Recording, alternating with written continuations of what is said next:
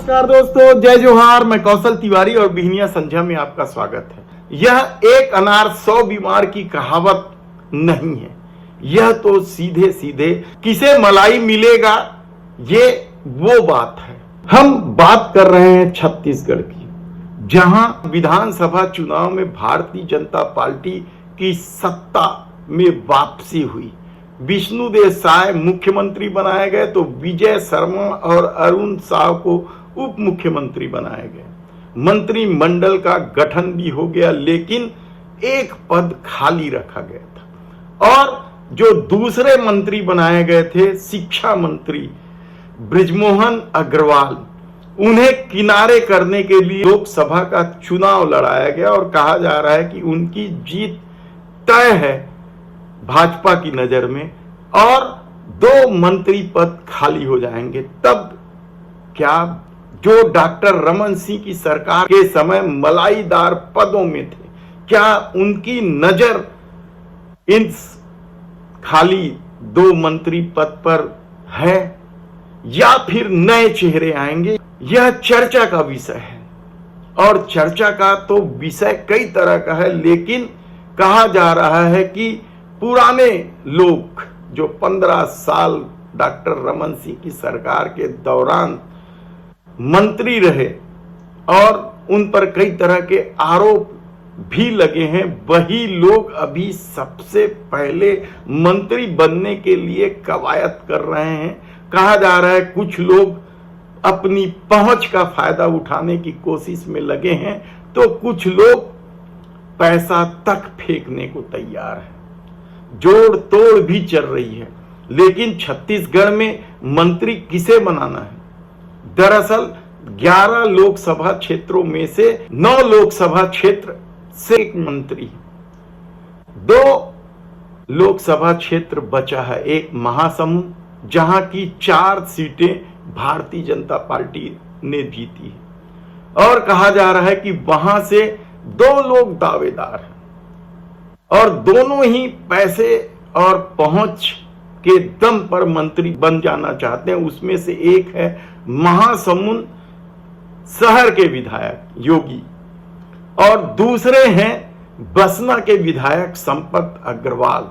संपत अग्रवाल को लेकर कई तरह की चर्चा है, उनके कामकाज को लेकर भी कई तरह की चर्चा है, और वे मंत्री बनने के लिए पूरी ताकत लगा दी है। और कहा तो यहां तक जा रहा है कि महासमुंद के कई विधानसभा क्षेत्रों का खर्चा उठाने के शर्त पर उन्हें टिकट दी गई थी, जबकि वे पिछला चुनाव बागी होकर लड़े थे या भारतीय जनता पार्टी के खिलाफ लड़े थे, लेकिन इस बार उन्हें टिकट दी गई और वे जीत के भी आ गए। इन दोनों के अलावा भी क्या कोई हो सकता है, कहना कठिन है, क्योंकि ये इन दोनों ने खूब ताकत लगा दी है।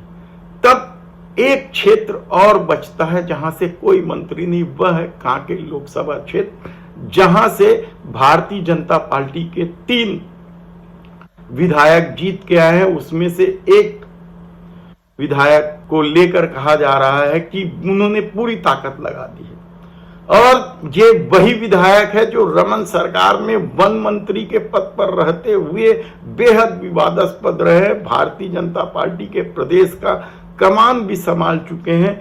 विक्रम उसेंडी नाम है उनका, और उन्होंने पूरी ताकत लगा दी है। आदिवासी भी हैं, लेकिन यही उनके साथ बाधा बन रही है, क्योंकि छत्तीसगढ़ के मुख्यमंत्री भी आदिवासी हैं। इसके अलावा राम विचार नेताम जो मंत्री बनाए गए वे भी आदिवासी हैं, तो कितनी आदिवासियों को मंत्री बनाया जा सकता है? और यदि कोई सबसे ज्यादा ताकत लगा रहा है तो क्या वह अमर अग्रवाल है, या अजय चंद्राकर हैं, या राजेश मूणत हैं? राजेश मूणत इन तीनों में से ऐसे अकेले मंत्री हैं जो डॉक्टर रमन सिंह की सरकार के समय पूरे 15 साल मंत्री रहे, और जब सत्ता भाजपा के हाथ से चली गई थी तो वे हार गए थे, और जब सत्ता भाजपा के पास आ गई तो वे जीत गए। तो क्या राजेश मूणत सबसे बड़े दावेदार हैं? कहा जाता है कि वे संगठन के आदमी और उनकी पहुंच ऊपर तक है, और उन्होंने पूरी ताकत लगा दी और उनके समर्थक तो दावा करते घूम रहे हैं कि राजेश मूणत हर हाल में मंत्री बनेंगे, क्योंकि बृजमोहन अग्रवाल लोकसभा जीत जाने के बाद मंत्री पद से इस्तीफा देंगे तो शहर को एक मंत्री चाहिए और उसमें राजेश मूणत को मंत्री बनने से कोई नहीं रोक सकता। यह उनके समर्थकों का दावा भी है।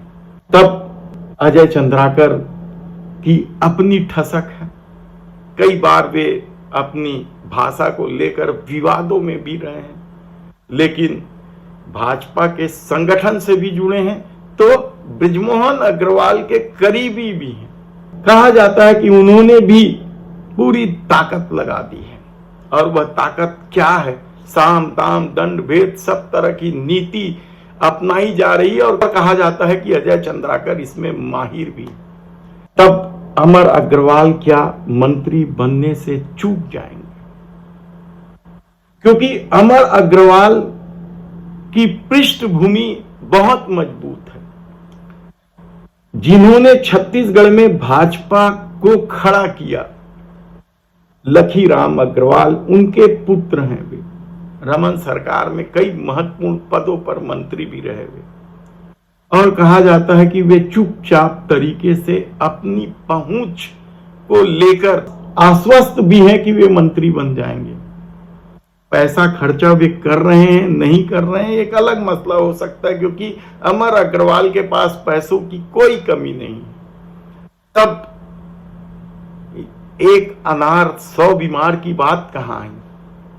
अब तो बात सिर्फ ये है कि क्या रमन सरकार में मलाई खाने वाले लोग ही अब विष्णुदेव साय की सरकार में मंत्री बनेंगे?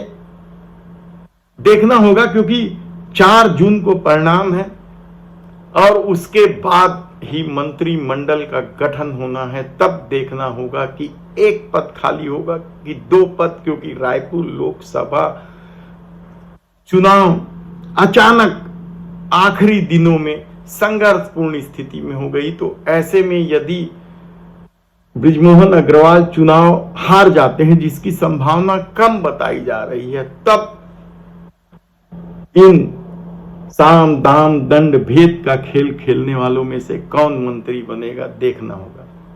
धन्यवाद।